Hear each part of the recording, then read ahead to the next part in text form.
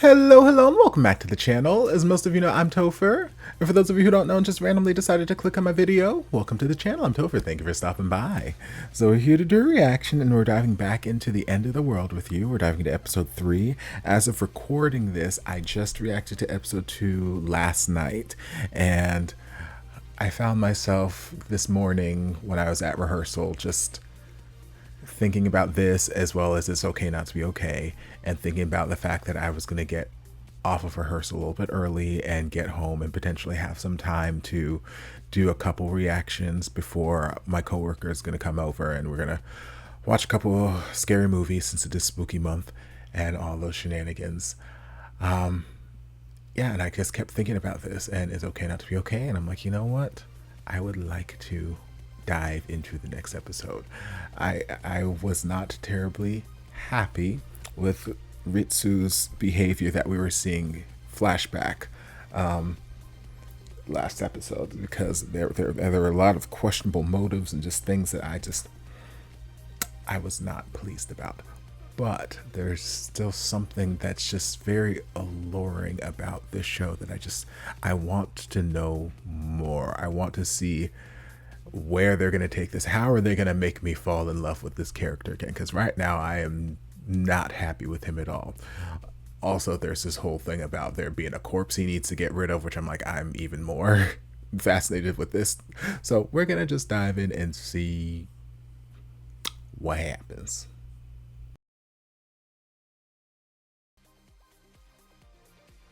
Okay, so what I didn't really have planned today was to dive into episode 4. That was not part of my plan, even though I wanted to sit here and just find out more of what happened after episode 2. Episode 4 was not in my plans, but plans are made to be rewritten, right? I still got like an hour, 45 minutes before my coworker said she was going to be here around the time she said she was going to be here, so I've still got time. Granted, I wanted to dive into episode 3 of It's Okay Not to Be Okay as well, which, you know, if I talk fast enough, there may be time for both. We'll just have to wait and see. But yeah, it looks like episode 4 is on the horizon for me. Ritu is terribly frustrating. He is terribly frustrating.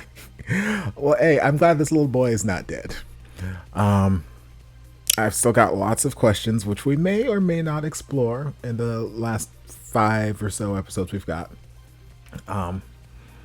About, obviously, he was planning on taking the drug to, there were 3 pills. He gave one to the little boy. I'm assuming he was going to take one himself, and now we've got one bonus one in case I find a friend. But he was going to, you know, do himself in at some point. I don't know how soon he was planning on doing it, because the little boy was like, you said we were going to do it together, so they made this pact, and Ritu did not take part in it. So I don't know if Ritu was ready to give up right then, right there, and then kind of chickened out at the idea after the little boy took it, or if he was planning on doing it later and the little boy was impatient and took it early, or like, I don't know exactly, but I've got questions about when he was planning on taking this, because if it was just a like comfort measure, kind of like what he was offering to Matsumi, where it's like, hey, I know that you're probably freaked out about this whole comet thing and, you know, dying and whatnot, so what if I had this magic drug where you could die and just not feel anything? You wouldn't even have to worry about the comet. So I don't know if it was a sort of comforting measure for Ritsu, or he was doing it so that he wouldn't have to worry about potentially dying a painful death or something like that. Like the comet was going to hit him right on the head or something. Granted, if the comet hit him directly, like, or hit them in the city directly, instantly vaporized. Like, I doubt they're going to feel much of anything. Like, with whatever impact is coming, they might feel something for like a second or two before it's like, boom. So I doubt that they would feel very much in that instance. But, you know, maybe in the scenarios he's played out in his head, it was going to be this big, awful thing, and he wasn't going to be in the direct line of fire, but like in a ripple effect, and the ripple effect is going to be a little bit more slow acting and, you know, could potentially burn to death or, you know, something like that. So it's like, you know what, I'm just going to take this so I don't even have to worry about that. I don't know. Don't know what his reasons were, but I'm curious as to what his reasonings were, what his timeline was going to be, how he met up with this little boy. Because once the little boy came through, or, woke up, and, he started asking me questions. I'm like, what do you know about him? He's like, what's your name? Da, da, da, da. How old are you? Blah, da, da. Where do you live? Da, da, da, da. What do you, like, I'm like, what did you guys talk about before you gave this strange boy drugs? Like, why are you out here giving strange boys drugs? Like, is this an everyday occurrence for you? Is it just because the world is ending? Because the little boy didn't know the world was ending. So did you give him the drugs before you knew the world was ending or after the world was ending? Were you already on this precipice before the announcement that the world was ending happened, or was it a result of that announcement? Like, I got questions into his motivations and how he came to be with this little boy. I got questions. So hopefully we'll explore some more of that. But yeah, the thing that I find frustrating about Ritu is that he just seems to lack the ability to take any accountability for his actions. Because again, I'm not upset that he slept with other people while he was sleeping with Matsui, because again,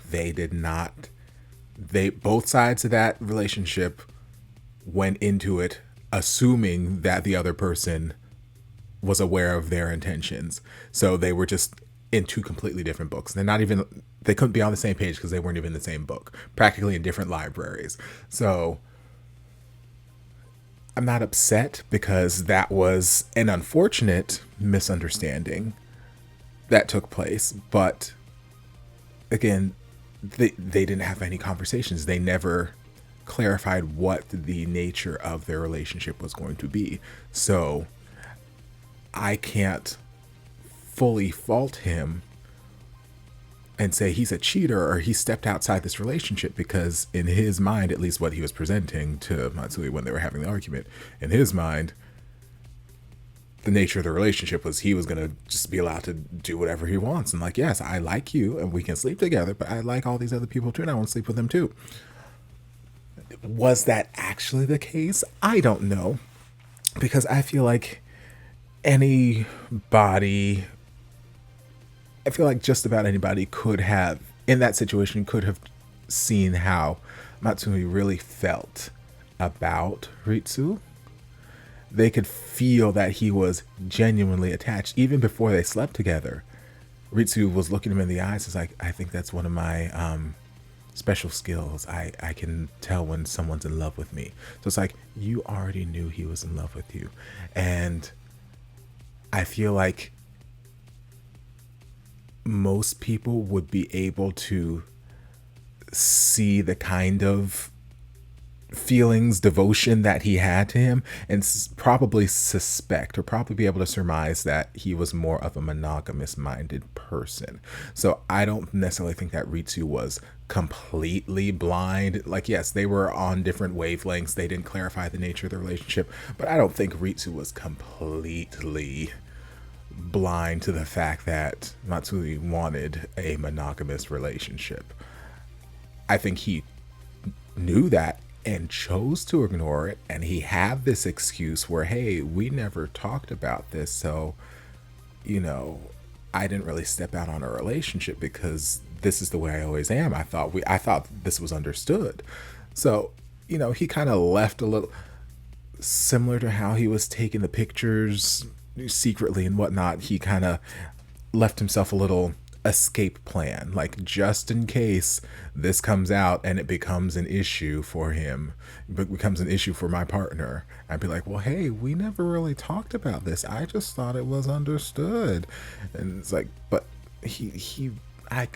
I know that he knows that Matsui wanted a monogamous kind of relationship. But still, I will let that part of it pass, because again, even though Ritsu may have known, and that he chose to turn a blind eye to that and ignore the fact that this sweet boy wanted a monogamous relationship, still, they never actually talked about it. They never actually At least they never showed us them talking about it and defining the structure of the relationship. It seemed as though we were just assuming the structure of the relationship. So you can't get mad at people for, you can't fully get mad at people for betraying your trust or stepping out on the structure of the relationship if you never actually set up the structure of the relationship to begin with. So I'm not upset about that. I will let that go. My issue stems from, again, I keep saying it, the taking of the pictures without consent, and then the using that with the potential outing, blackmail thing. Like those 2-1-2 combo, I don't like it. I don't like it. I don't like it. I will never like it. I don't like it. So that is what I need him to take accountability for and apologize. Whether this apology leads to them mending their relationship and, you know, being back together for the last 9 days or not, I don't care. But I need him to take accountability for his actions, because, like, yes, sweet boy got his feelings hurt by the sexy time shenanigans, which again, I'm letting that pass because we were on different wavelengths. But I feel like those two actions are far more hurtful than just him sleeping with other people, because not only are you violating my obviously he said he associated sleeping with people as being a trust thing, so his trust was violated in that sense. But not only are you violating my trust by stepping out, you're violating my trust by taking pictures, potentially videos or anything else of me in a very vulnerable state when I did not consent to it. I did not consent to you doing A, B, C, D, or D. I did not sign a waiver. I did not do any of these things. So you are taking moments when I am at my most vulnerable, when I'm deciding to let somebody in, figuratively and literally, and then you're going to threaten to use these photos to tell the entire world something that I'm not ready to tell the world. I don't like it.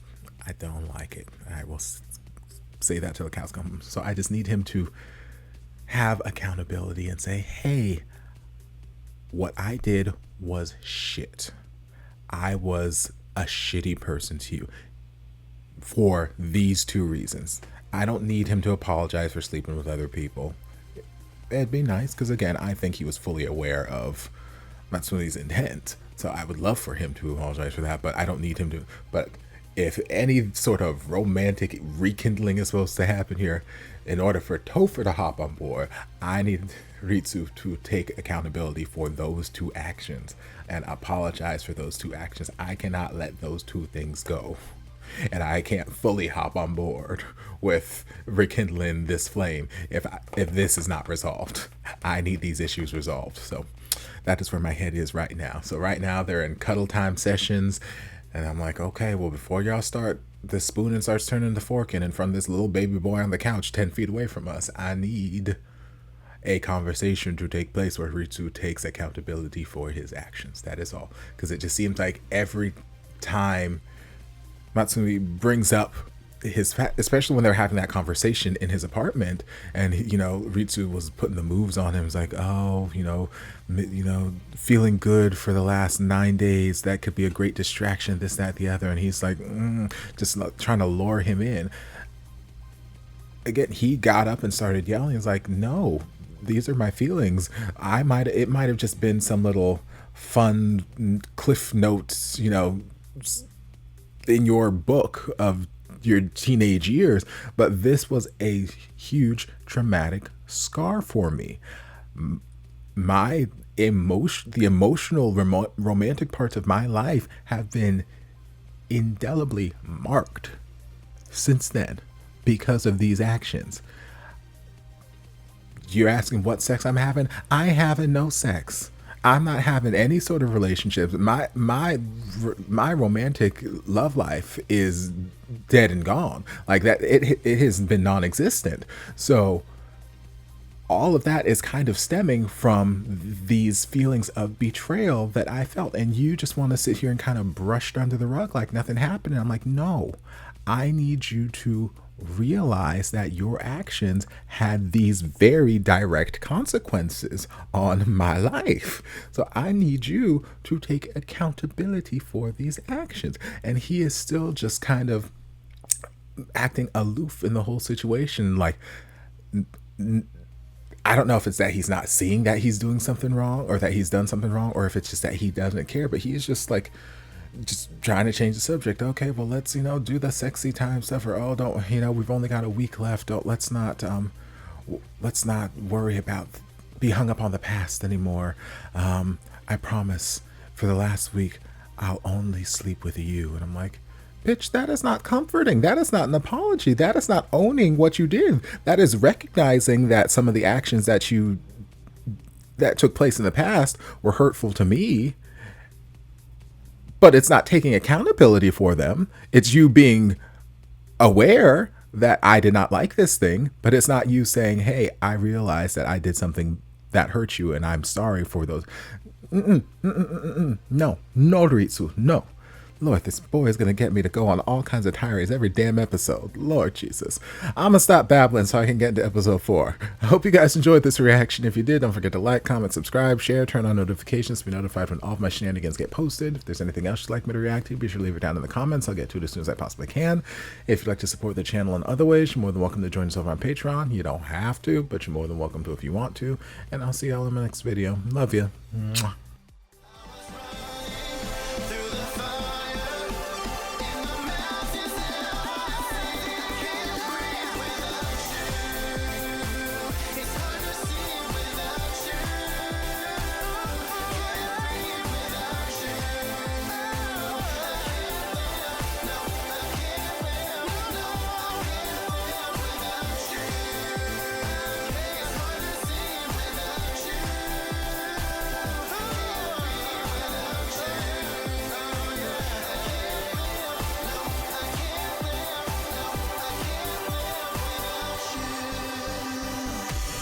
Now it's again.